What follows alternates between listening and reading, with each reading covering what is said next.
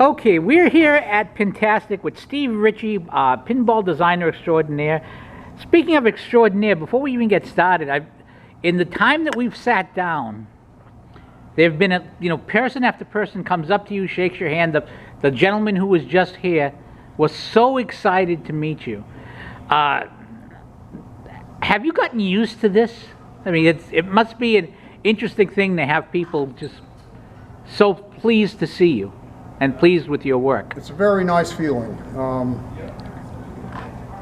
We have a lot in common. Pinball people are like part of my family. So when I meet them and I see them, I know that if they're playing pinball, they're interested in the same things I am. So Glenn Reynolds, the famous blogger, once talked about he's considered the blog father because so many bloggers came after him, said, it's sort of like being a champion bowler. When in my little niche, people just go nuts over me, but I can function in normal society. I just walk around and I'm there. And would that be a fair description of you in any pinball event? Pretty much. I like to meet people. I walk up to the shy ones and shake their hands. I love to do that, just because maybe they won't approach me, or maybe they're intimidated or whatever. But I try to break that down and just make friends. Now, designing a pinball game. Obviously, you've been designing pinballs for many, many years. With the trend towards home ownership and the barcade versus the arcade where where you have to make it interesting enough that they'll play even if the ball drains, has it changed your style in terms of how you design? Not really. I try to address individual enthusiasts who like to play pinball, and if you want to put it out on location, I want it to be street ready too. I can't say that. Well, if you build in enough variabilities, okay, any game can be adapted. Any of my games can be adapted to the street or to a home environment. That's the key. Now, obviously, you've designed plenty of games. I've got to ask this: is there a game that you designed that you looked at this and said, "I just love this game," but it just never caught on? What would be the example of something of that nature that you just thought was the game, but for some reason of the games you made, it didn't make as big of a splash as you would hope? It was a letdown for me, like for roller games. Roller games was like a theme that I picked. I could have picked another one. Before I even finished the design, the show went off the air. So it was kind of, took the wind out of our sails. There are a lot of people that like playing the game. I'm not ashamed of the game in any way, but it's just, that was a letdown for me, and I guess I don't really remember how well it sold, but I think it was pretty fun to play. When you're looking for a design, when you're looking for a theme for a game, yeah, what are the things that you're considering in order to make a game playable? Okay, the power of the license, and there's many kinds of power. There's lots of kinds of power. It's like, you can pick a rock star or a band, and it has a certain amount of energy and power. And what I mean by power is popularity. A great discography, for instance, where everybody knows the songs. I mean, or a great movie, So that's the first thing I look for: is does it have the popularity to rate a pinball machine? That's number one. Will it be powerful enough to build a pinball machine around, and people will like that? Number two would be like, okay, I have to build a game that, the game's theme will definitely affect me. I will try to, pull things together, not just in the artwork, but also the shots, the devices, what you do with the pinball to keep it moving. That's all influential in terms of the theme. Now, obviously, you're with Jersey Jack these days. You're wearing the Jersey Jack stuff. Have you been pleased with the transition to where the hobby has gone over the last 10 years or so? Yeah, I mean, who wouldn't be? Yeah. We're selling a lot of machines. It's like pinball's super popular, and it's like I'm really glad. I'm fine with it, and I do a certain kind of game, mostly fast, flowy. I like to connect shots and make, combinations possible, and I don't know, I don't know what else to say about that. I just think that, it really, the requirements have not changed there. Now, a lot of people predicted the death of the pinball industry, the death of pinball, that it was finished, it wasn't going to go anywhere, and so forth. What did they not take into account, the people, the doomsayers for the hobby? I was one of them actually once. It was dead. I mean, pinball was dead for a while. At the end of Williams in 2000, pinball was very weak, and I went to work for video game companies. Then I went to work for Stern Pinball, and we gradually brought it back to something. It's like, and I think we were the guys that did that pretty much. If you had to name the game that made the difference, or was there a particular game that brought it back, do you think? Or, in what era?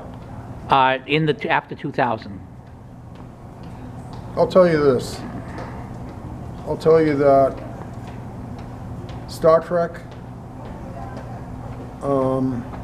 Metallica, and AC/DC pulled Stern out of the mud, absolutely, and got them into a big building. Those 3 games. Now, I've noticed there's been a lot more rock-themed games, and I know that, for example, that Guns N' Roses, you have the actual rockers who love pinball, who have gotten into the games. Has that been a big boost? Yeah, I mean, definitely. It's like, I mean, it worked for Guns N' Roses. Clash came in, and he was, Eric and him, developed a lot of different things together, and so it made the game special, no doubt. Would you, okay, in closing, when you got into this business years ago, did you see yourself being celebrated the way you are now at places like this? Did you ever think that this is that people would be celebrating you and this excited to see you and see your stuff? How can I say this? I can say I wanted it from the very beginning. I wanted it. I wanted to make great games. I wanted to, I wanted to elevate everything that I did. I was super motivated. I love pinball. I love making them. It's like there's a lot of different aspects that people don't think about, but I try to utilize the best talents of people on my teams, and how we get along, all that stuff. It's so much fun that when everybody's working together and we're happy, and I'm not demanding. I let everybody create. I don't always say, okay, that's in or that's out. I mean, I do reserve the right to say, we don't want to do that, but I don't very often, because the people on my team, especially at Jersey Jack, are extremely creative already. It's a wonderful place. Okay, I just thought of something. I was going to close with that question. You don't have to close with anything. We're on the air. All right. I'm not in a hurry. Last Pintastic in November, there were quite a few homebrew games here. Yeah. And the development of the homebrew, as a designer, are you excited at the development and the rise of the homebrew pinball designer? It's always been there. It's like I admire people that try to do that. It's a lot of work, and it's like you get no help, or maybe a little, but you don't have a factory. You don't have any, you're buying components from other companies or whatever, and you're putting things together, and that's cool. I mean, I do admire that. I just kind of am grateful that that's not me. I don't have to. I have a factory at my access. Yeah, and I don't want to mess with anything that I don't have to. at the same time, I want the best of what's available. You know what I mean? What has been the worst idea that someone has pitched you for a machine? World Poker Tour. You wouldn't think that that would be a bad... I mean, there's a lot of people who follow the World Poker Tour. I know, but it's not, okay. When they told me to do it, they said, you have to do it or you're not getting the job. And there was a good reason why poker games hadn't been around for 30 years, because nobody cared.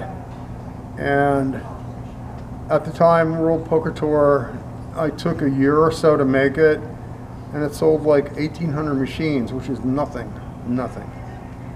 And all that time spent, you know, it's like, I mean, I'm not ashamed of the game. Again, it plays nice. It's not a bad game at all. For people who like it, you know, for people who like poker, Keith did a great job. Keith Johnson. You know, it's a very full, you know, and layered and ruled game that's interesting, no doubt. But I don't care about poker. I would have never made a poker game if they didn't make me. That's what I'm saying. Not at that time. I mean, maybe a long time ago. You know, in the 60s, you could do it. Gottlieb did a whole string of them, you know. It's like, I actually like those games myself. I was some always... Some of them are very good, you know, but they were much simpler than World Poker Tour.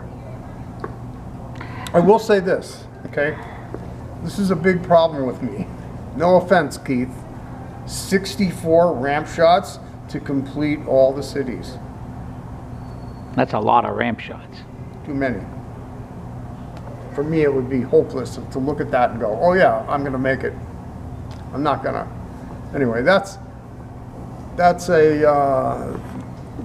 the only game I can think of that I would be, you know, I regret.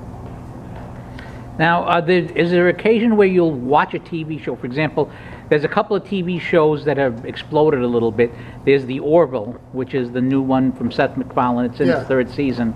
And The Chosen, which is the biblical themed one that they raised $18 million from people just donating. Yeah. And they're filming their third season. I haven't seen that, but I am going to watch it. I hear talk. It's really something to see, and I'm thinking to myself, that would be a pinball machine, because you're collecting the disciples, you're collecting loaves and fishes, loaves and fishes, loaves and fishes, and all of that stuff, and you've got people donated $18 million. Yeah, it's like, I wouldn't touch it, even though it's probably a good machine, a good idea, a good, let's just say a source of good. I think that's true, but... Well, I think there'd be sales, because you have so many people who kick in. I don't know about that. And the churches would buy it themselves. I'm not sure that the company would be interested, any company would be interested in doing that, but I am going to watch it now, because I want to find out.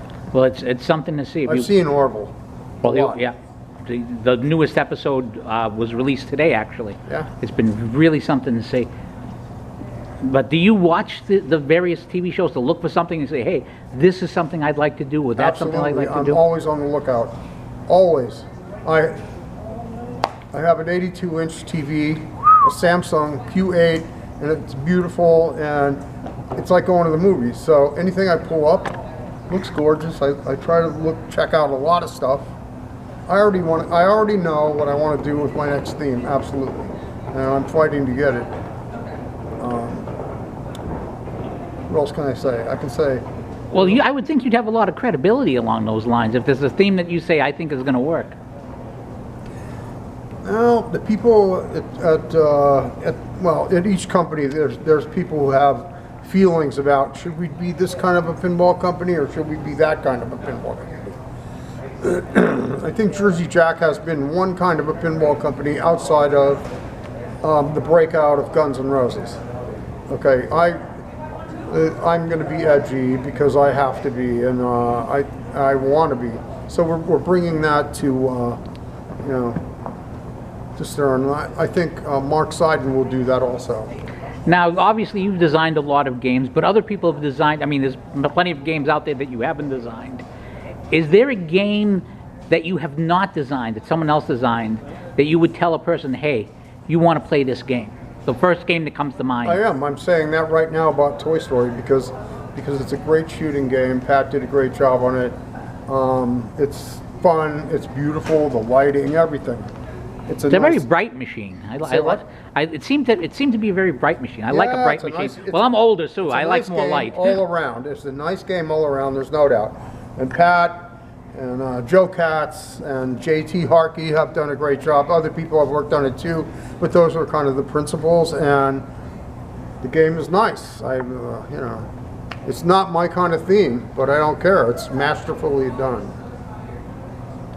And if you were talking to somebody who is not into the hobby, who you were going to introduce to the hobby, what machine would you point them to get them started? Well, something that doesn't cost much money, or as much, but it wouldn't be EM. I would say Iron Man. That's a pretty inexpensive game, and it's a good game, and it's fun. It's simple. I've never heard somebody recommend Iron Man in that fashion. Have you played it? I might have. I don't remember. Yeah. I mean, that's the thing about playing pinball for 40 years. You forget some machines. Right, you do. I would just say that, you know, that came off the top of my head. It's a good game, not that expensive, not that difficult, kind of introductory. Well, there's people getting into the hobby every day, so that's the endorsement. If you want to go out and grab a machine, let's see what happens with Iron Well, I have Man. others too. I mean, if you can get a Firepower, that's a good game. That's simple. It's mine, but you know, I don't want to toot my own horn, but it's fun. It's simple. Nothing wrong with tooting your own horn if you got stuff that's I didn't hear worthwhile. that. There's nothing wrong with tooting your own horn if you're Right. if you're an impresario. Well, I just played it again I haven't played it in a long time, and I just played it again. It was fun. That's it. How Iron long? Man's fun. Firepower's fun. Simple, less expensive games. I don't know. Once you design a game and you start to play, do you play it yourself? Do you ever see, okay, I'm missing this or I'm missing that? Does that come up when you're test playing them? Yeah, it comes up now and then. You know, if I'm like, I have a new Whitewood, and it's taken a long time to get the parts made for it, but finally they got there. You know, like a couple of weeks ago, and what is it? I love this game. I love this game, and I love how people are reacting to it at the factory. And everybody's helping me, and it's incredible. You know, as I sit here and watch you, as we're doing this interview, I can see the joy of the game It's inside of you, and it's just wonderful to watch it, because I know when I play pinball, I'm relaxed, I feel better, especially if I've had a hard day. I know my boys had rented me a couple of pinball machines over the last year, Yeah. one after Christmas and one after my birthday, so I had a couple of 30-day rentals. That's cool. And I would come home, I come home after midnight, I've had a long day at work, and I'll just play a little bit before I go to bed, and it just relaxes me. And you get the joy of the game, or if someone else is over the house and playing it, I get the joy of the game. And you have that joy just describing them. I do. That's a gift when you're doing that for a living, when you can really enjoy something like that It for a is. living. You're like one of the few people that's ever pointed that out. Well, I mean, it's obvious. It's obvious to you. I don't think it's obvious to a lot of other people. Well, I'm out of time. I'm turning red, so thank you so much for your time. It was fun. All right.